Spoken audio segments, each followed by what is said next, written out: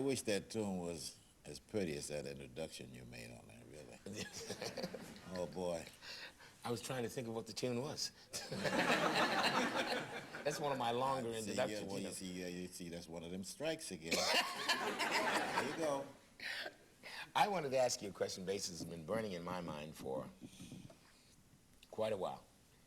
And I have heard a lot of conjecture about this from various people. You know, the discussion has come up over and over again. And I would like to hear it from you directly. Right. Probably the two most famous orchestras of all time, if I have to be chauvinistic about it, I would have to say they would be your orchestra and Duke's orchestra.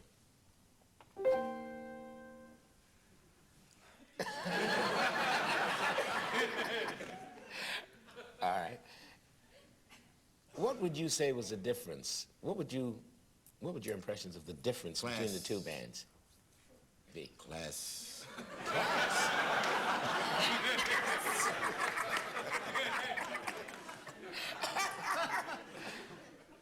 The master, he had Really? it. That was the man. That was the man. The bands, He was the boss. you did play together at one point. Yes, we did. Really? I was in the hall. You. That's right. It's beautiful. The greatest. Well, I know how he loved It was your... a pleasure and honor to be in the same hall with the Duke. What more can I say? Don't ask me anymore about it. All right, it won't. The other thing I want to ask you about is another great that we used to talk about. And we were talking about musical intimidation, right? And I was talking about how my idol, and I'm sure the gentleman that you revere, Art Tatum, used to literally intimidate piano.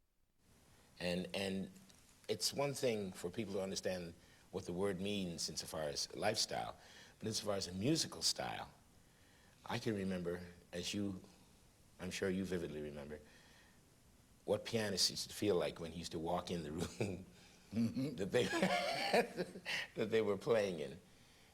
What did you get out of Tatum? When did you first meet Art Tatum, first of all?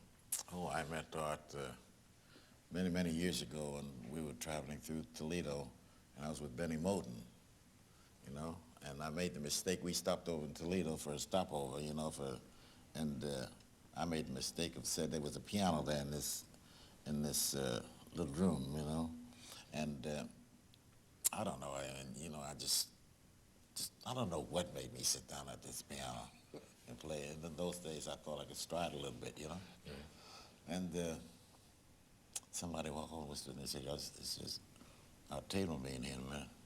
And I really hadn't heard of him too much, you know. So something told me to get up from that piano.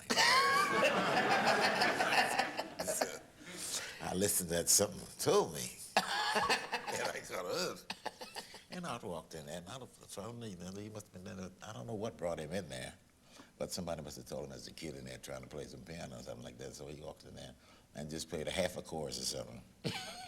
And that was all. That's how I met Art, really. Really? And, but then I heard him several times later on at a lot of different meetings when everything was quiet when he walked in and sat down.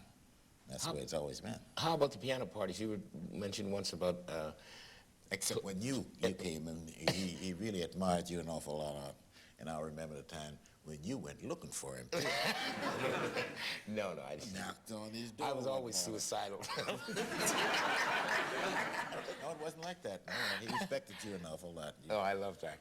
We were very close friends. But you know, you told us some time ago about a very funny scene where he walked up behind you when you were having in the middle. Oh yeah, we were at this little club in Los Angeles, and everybody was there that night. Buddy Rich was sitting in for Joe Jones, who had just been inducted in the Army, and Tommy Dorsey was there, and he was playing, and who was it? Artie Shaw, I believe. A couple of other guys were playing, and the band was just swinging. And somebody touched me on the shoulder, and then looked back and was hard, and he said, "Hey," I said, "what key you playing in?" I said, "B flat, and you ain't playing 6." what's wrong? I said, you're not playing this piano now. In the next set, you'll never get on that one, boy.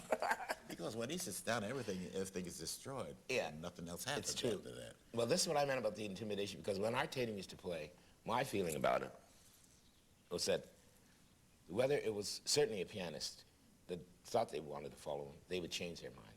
And if it was a horn of some sort, there was always a scuffle as to who was going to play the next solo following the piano solo. They'd be all pushing each other saying, well, you got it. And they say, no, no, you've got it. You know, because he played so much, and he had a trick he used to do.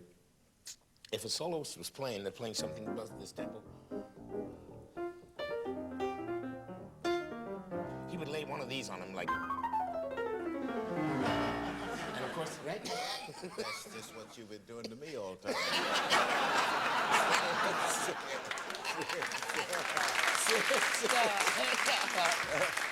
Not over there.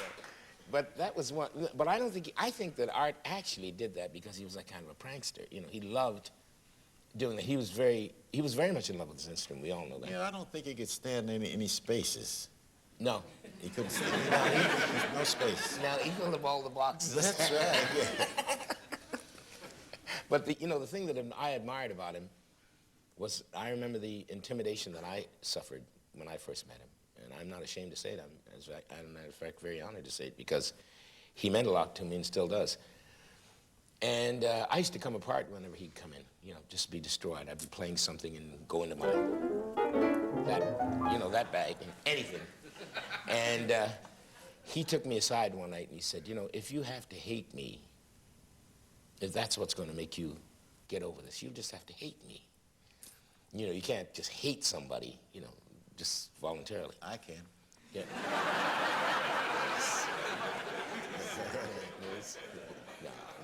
You can? I don't believe that. But pretty, but beautiful. But I thought you cared all these years. Seriously. And really,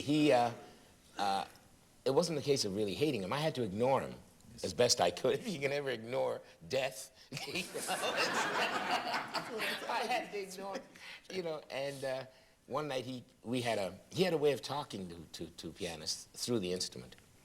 And one night he came into where I was playing, and I had gotten over this nemesis of, you know, not being able to play. And we went to an after-hour joint afterwards, and he rolled over with us. He said, boy, you sure played good. Sound good. You were getting it together, right? And usually in the after-hour places, you know, the great instigations that used to go on, they'd see two piano players together, and see Art, they'd say, well, why don't you play something? And Art, you play something. You know, he went straight to the piano, and he, like, just took it apart, literally. You know, just wasted everything on the piano. You play something like what? Pardon? What will you play something like about 8 bars of what? Something like what? Oh, I know. I can't really do it because I'm Just not. just a little bit, about 8 bars. I can't do it, really. You do it. I have never imitated Yeah, Art. I know, but you just play 8 bars. Just play 8 bars. Just 8 bars? Just play some 8 bars. So,